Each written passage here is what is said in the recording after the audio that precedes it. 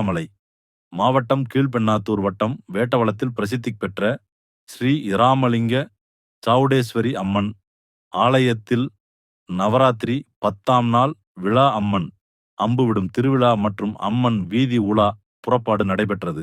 October 2ஆம் தேதி வியாழக்கிழமை மாலை 7 மணி அளவில் சவுடேஸ்வரி அம்மன் மலர் மாலைகளால் அலங்கரிக்கப்பட்டு தீபார்த்தனைகள் நடைபெற்று ஆலயத்திலிருந்து அம்புவிடும் நிகழ்ச்சிக்கு 200க்கும் மேற்பட்ட தேவாங்கர் குல மக்கள் சக்தி முழக்கத்துடன் புறப்பட்டு கோயில் வளாகத்தில் அம்மன் அம்புவிடும் நிகழ்ச்சி மிக விமர்சையாக நடைபெற்றது.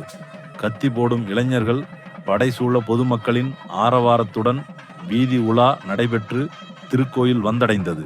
இறுதியாக பக்தர்கள் மற்றும் பொதுமக்கள் 300க்கும் மேற்பட்டோருக்கு அன்னதானம் வழங்கப்பட்டது.